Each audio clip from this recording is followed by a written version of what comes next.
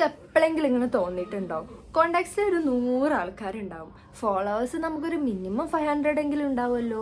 പിന്നെ ഗ്രൂപ്പിന്റെ കാര്യം പറയുകയാണെങ്കിൽ എല്ലായിടത്തും നമ്മുടെ തലയുണ്ടാവും.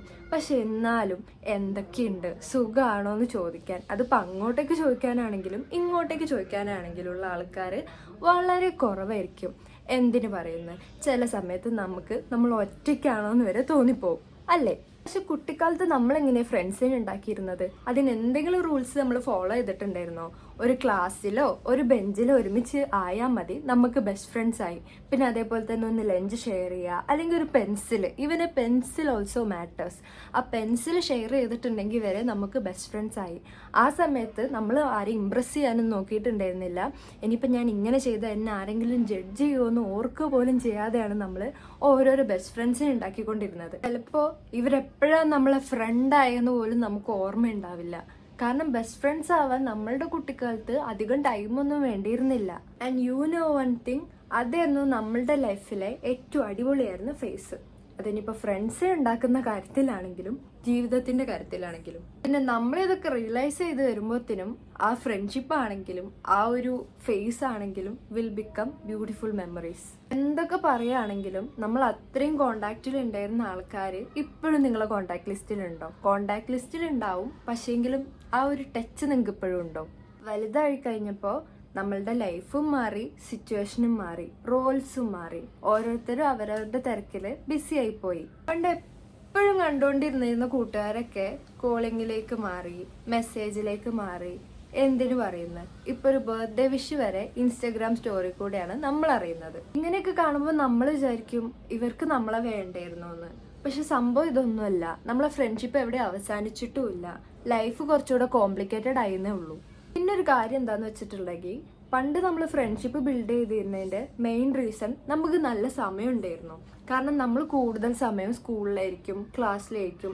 സോ ആ സമയത്ത് നമ്മളുടെ കൂടെ ഉണ്ടാകുന്ന ആൾക്കാരായിരുന്നു നമ്മളുടെ ഫ്രണ്ട്സ് എന്ന് പറഞ്ഞിട്ടുണ്ടെങ്കിൽ. ഇപ്പൊ പക്ഷെ നേരെ തിരിച്ചാണ്. അന്ന് നമുക്ക് സമയം കൂടുതലുണ്ടായിരുന്നു. ഇന്ന് നമ്മളെ കയ്യിൽ ഏറ്റവും കുറവുള്ളത് സമയം തന്നെയാണ്.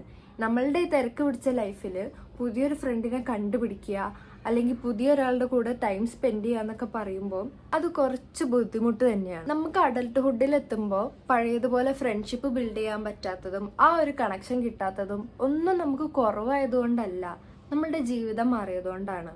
ഒരുപക്ഷെ ഫ്രണ്ട്ഷിപ്പ് കുറയുന്നതല്ല, നമ്മൾ വളർന്നു, അതേപോലെ തന്നെ നമ്മളുടെ റെസ്പോൺസിബിലിറ്റീസും കൂടി. പക്ഷെ ഇന്ന് നമ്മൾ മെസ്സേജ് പോലും അയക്കാത്ത ആൾക്കാർ ഒരു കാലത്ത് നമുക്ക് അത്രയും പ്രധാനപ്പെട്ട ആൾക്കാരായിരുന്നു. ചില ഫ്രണ്ട്ഷിപ്പ് എന്ന് പറയുന്നത് ഇപ്പം കണക്ഷൻ ഇല്ല, കോണ്ടാക്ട്സ് ഇല്ല, അങ്ങനെ മൊത്തത്തിലില്ല എന്നല്ല. ബട്ട് വൺസ് നമ്മളൊരു ഹായ് അയച്ച് എന്തൊക്കെയുണ്ട്, സുഖമാണോ എന്ന് ചോദിച്ചാൽ നമുക്ക് പണ്ടത്തെ അതേ വൈബ് കിട്ടുന്ന ആൾക്കാരും ഉണ്ടാവും. ആൻഡ് നിങ്ങൾക്ക് അങ്ങനത്തെ ആരെങ്കിലും കൂടെ ഉണ്ടെങ്കിൽ you are the luckiest person. ഇങ്ങനത്തെ ആൾക്കാരെ കിട്ടുക എന്ന് പറഞ്ഞിട്ടുണ്ടെങ്കിൽ വളരെ ബുദ്ധിമുട്ടാണ്. എനിക്ക് കുറച്ച് ഫ്രണ്ട്സ് ഉണ്ട്. കുറച്ചെന്ന് പറഞ്ഞിട്ടുണ്ടെങ്കിൽ കയ്യിൽ വിരലിൽ എണ്ണാവുന്ന ആൾക്കാരേ ഉള്ളൂ. പക്ഷെ അവർക്ക് ഞാൻ ഡെയിലി മെസ്സേജ് അയക്കില്ല, ഡെയിലി വിളിക്കുകയൊന്നുമില്ല.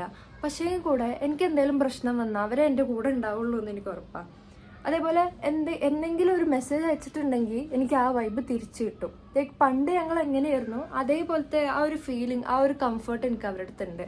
അതേപോലെ തന്നെ കുറേ കാലം കൂടി കാണുകയാണെങ്കിലും ലൈക്ക് ഞങ്ങൾ ആ പണ്ട് എങ്ങനെയാണോ അങ്ങനെ തന്നെയായിരിക്കും. അല്ലാണ്ട് നമ്മൾക്ക് ഇത്രയും കാലം മെസ്സേജ് അയച്ചില്ല, ഇത്രയും കാലം വിളിച്ചില്ല, ഇത്രയും കാലം കണ്ടില്ല എന്നുള്ളൊരു ഗ്യാപ്പ് ഞങ്ങൾക്ക് ഒരിക്കലും ഫീൽ ചെയ്യാറില്ല. ഈ വീഡിയോ ആണെങ്കിലും എത്രത്തോളം പെർഫെക്റ്റ് ആണെന്നൊന്നും എനിക്കറിയില്ല. ലൈക്ക് ഞാൻ നിങ്ങളോട് പറഞ്ഞു, ഞാൻ എൻ്റെ കൺസിസ്റ്റൻസി മെയിൻറ്റെയിൻ ചെയ്യാൻ വേണ്ടിയിട്ട് എനിക്ക് ഇന്ന് പറയാൻ ഒരു ടോപ്പിക് ലൈക്ക് ഒരു കണ്ടൻറ്റും ഉണ്ടായിരുന്നില്ല. എനിക്ക് ഡ്യൂട്ടി കഴിഞ്ഞ് വന്നിട്ട് ഇതിനുള്ള മൂഡും ഉണ്ടായിരുന്നില്ല. പക്ഷേ എനിക്ക് എൻ്റെ കൺസിസ്റ്റൻസി കീപ്പ് ചെയ്യണം എന്നുള്ളത് കൊണ്ട് മാത്രമാണ് ഞാനിതൊക്കെ പറയുന്നത്. നിങ്ങൾക്ക് ഇഷ്ടപ്പെട്ടിട്ടുണ്ടെങ്കിൽ നമ്മളെ കൂടെ കൂടാം. അപ്പം അത്രയേ ഉള്ളൂ.